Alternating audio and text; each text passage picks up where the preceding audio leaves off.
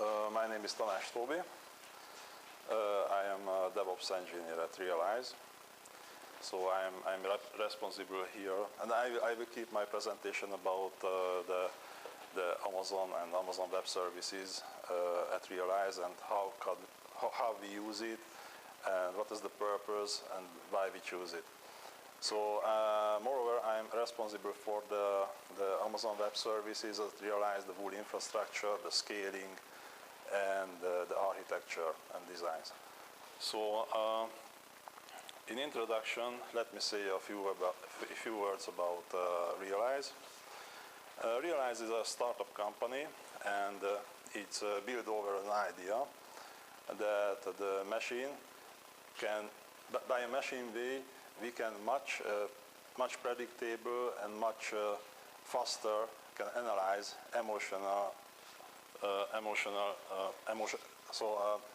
face emotions. So in that way we can give much more predictable and faster results for our clients, which actually huge companies, data research companies like Ipsos, and we can give them web-based analysis and without people interaction. So it's much better. In a few words, this is why the RealEyes can't live without Amazon Web Services, because the Amazon Web Services give us a big computational power, because our mathematical models and machine learning algorithms needs a lot of power to compute the videos, because of the videos and the mathematical data are our inputs. So you can see that it's much faster and much better in case of to sell it and give the results to our clients. So what we really do? So we have input videos from web cameras and the mathematical models from the R&D teams. So after that, we push it to the Amazon cloud, processing it, and give graphical results to our clients, because of they need analysis of video advertisements. So the people's faces and the muscles. For example, it's a good example that why it's much better than the focus groups using humans to analyze these videos, because of via webcam we can see your heart rate via your small veins under your skin, and you can predict about your current heart rate because of the small changes of the pixels. So the color changes over the pixels, and we can analyze the small face muscle movements also. So this is a picture, and one of the face of our company is Ines. You can see the mesh and the points inserted over the face, and the result is analyzed that the happy and surprise, sad and disgust that we computed by our mathematical models. So why Amazon Services is so important for us? Because of we cannot live without it. Almost all of our services deployed to Amazon, just one server we use to locally, and all of them is deployed to Amazon. For example, we use EC2 and auto scaling for this mass data processing, what I'm talking about. Beanstalk to websites data collection, cloud formation for fast prototyping, and of course S3 for everything, for everywhere, for reliable data storage, Redshift, and for example, the last one we started using, it's a good example, Kinesis for data streams, fetching from desktop user events. For example, mouse movements. So, what are the requirements?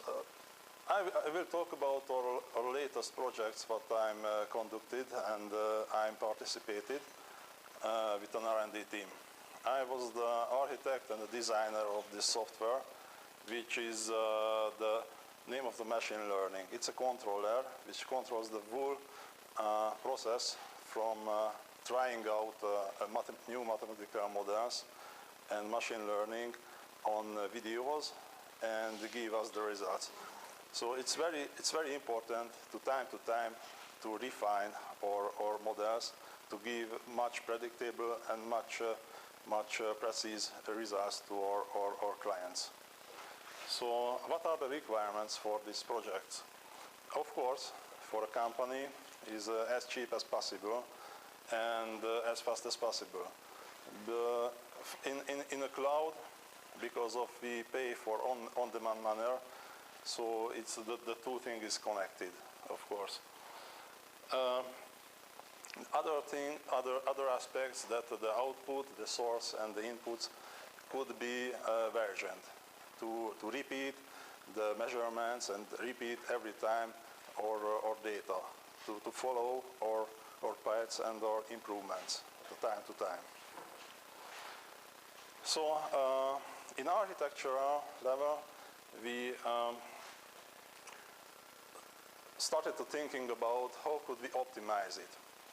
Because of, you just try to imagine that we have 100,000 input videos or several structures, data, and we want to apply it and run as fast as possible. So we need results within hours, but without a normal way, it couldn't be possible without parallelization. So we found that it's very important to parallelize locally, even for an EC2 instance, because in a huger instances you can get a lot of CPU computational power, and it's a good example if we want to upload S3 files or upload SQS messages with one thread. You need 10 minutes to upload SQS messages, but with parallelization and using multiprocessing and the full power of a machine is just 1 minute. Yeah, it's about massive parallelization that at the highest level, about we use 600 machines at the same time, and every machine there is a separated environment for a computational thread, because of every auto-scaled machine can execute a task with different libraries and different inputs, and it generates different outputs. And it means we need to think about the auto-scaling DynamoDB and SQS at the same time, and everything could be parallelized. I mean, under that the DynamoDB fetching and DynamoDB inserting data. So because of it could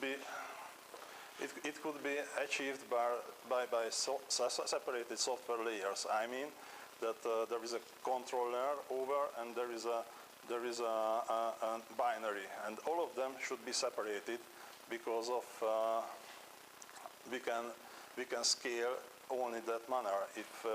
If we exchange the functions, we cannot scale according to our experience. So this is our simplified data flow, which actually we use. So there is a local controller program which dynamically generates user data, and this dynamically generates user data can help us avoid race conditions. Because of in the first times we started the user data, we started the EC2 instance via SSH or something else, and it arised some problems with race conditions when the EC2 instance is not yet fully initiated. In a user data, you know, but I don't know about you if you use auto-scaling or not, but the user data is an init script which consists a lot of things about initiating of a new EC2 instance. But I don't want to go too deeply, but you can, after I finish, you can ask me about the deep questions. And after we started the EC2 instance, we fetching the results from S3 in parallel, and then starting auto-scaling instances according the input data. Then the auto-scaling instances start to write back the results to DynamoDB. Why not SQS? It's a good question. Because of at the same time we run a lot of parallel machine learning scripts, and our decision that we want to just keep one environment to execute at this one environment to execute several different tasks. It means that with different configs, a researcher with a different config can start a local controller, then start an EC2 instance, and with a different binary. But the same auto-scaling environment will execute it. This is why we use DynamoDB. I will talk about the challenges and pitfalls and the solutions we found for it. So the first one is that we need, what I talked about, we need to handle the multiple separated trainings running at the same time, and we need to care about that the same binary is not executed on a different environment. So this is what I talked about, that on an auto-scaling instance, CPU-based environment. By every CPU, there are several threads on auto-scaling instance executed in different environment, and the number of it's equals with the local CPU number. One of the other things that the config versioning and output versioning, and we use to achieve the whole training pipeline, the Python plus Boto and AWS command line interface. So I talked about the local parallelization because we found that if using just one thread and one AWS command line interface to upload a lot of data, it's not so efficient. So, and we need to care about it, but for example, with Python plus multiprocessing, we can scale out to the number of CPUs.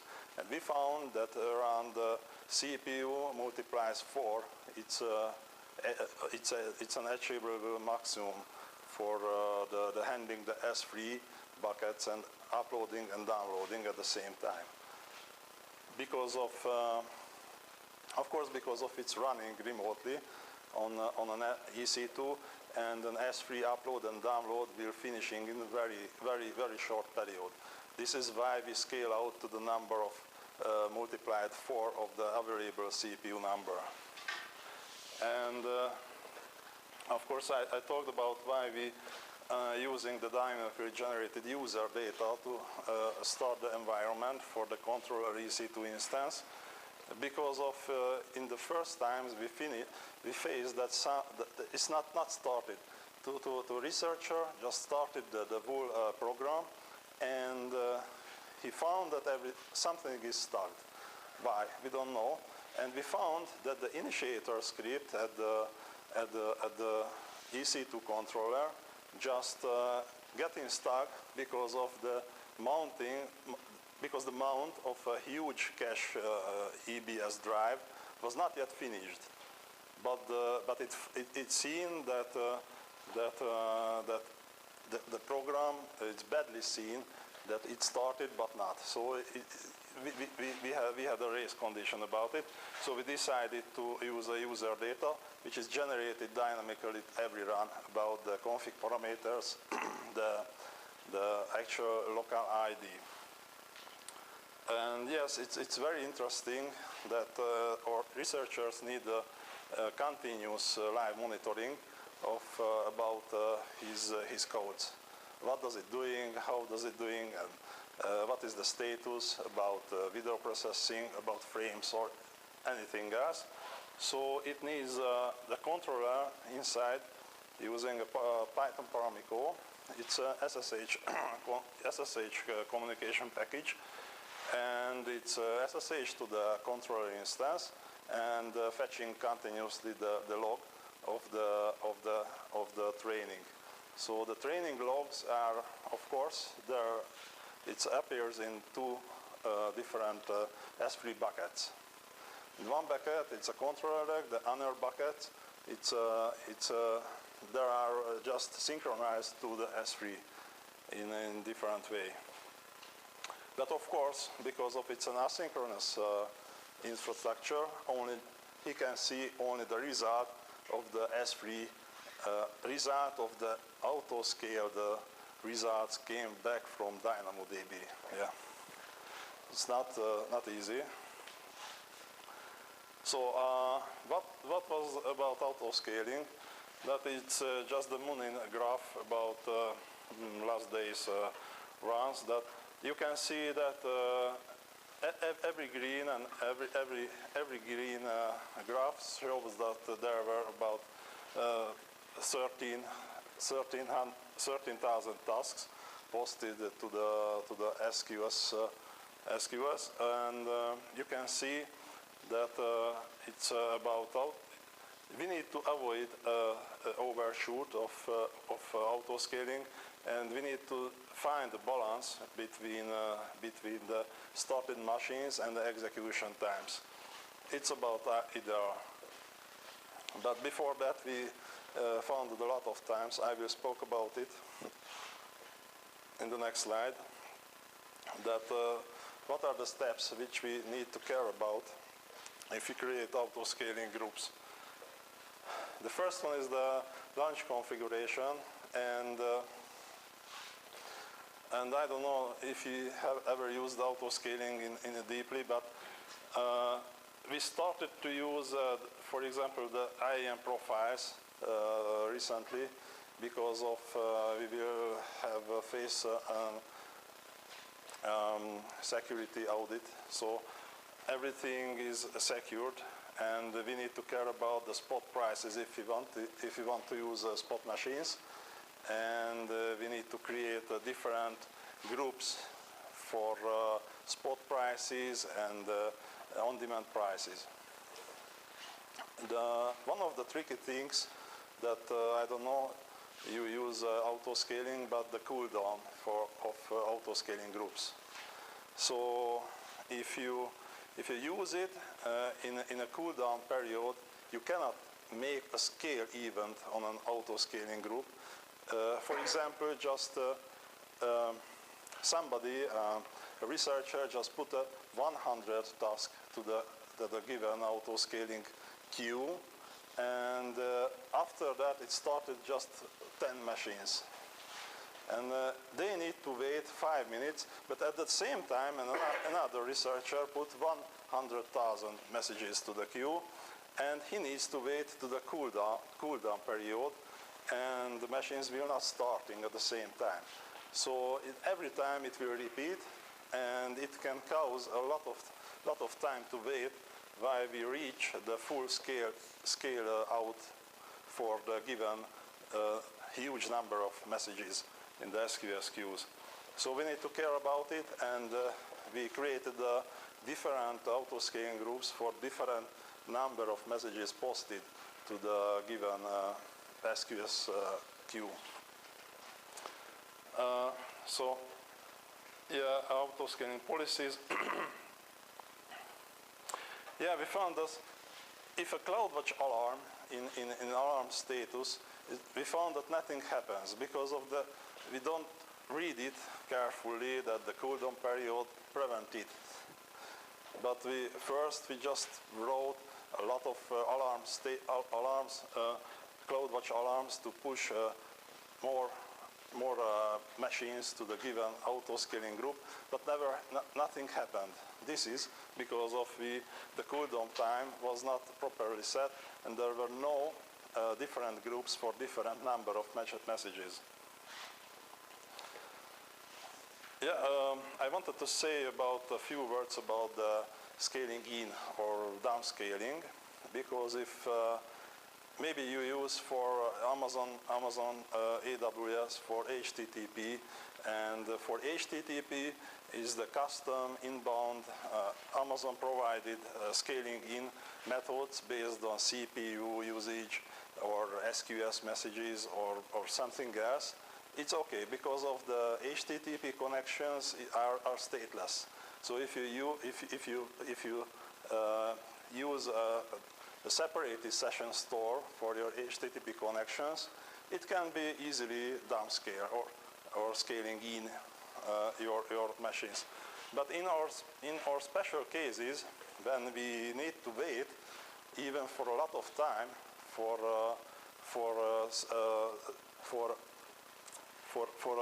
finishing processing of a video, it's not good. So we found that a lot of video was not finished, and therefore the final result is not arrived, and very easy to create an event when it just the messages just stuck in the SQS queue because of an upscaling and downscaling just fighting each other if you use it.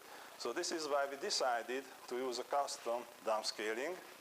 It means that we use a script is actually continuously monitoring the auto-scaling groups, and according to the log status and according to the CPU status collected from the CloudWatch, fire an action to remove a machine from the given auto-scaling group.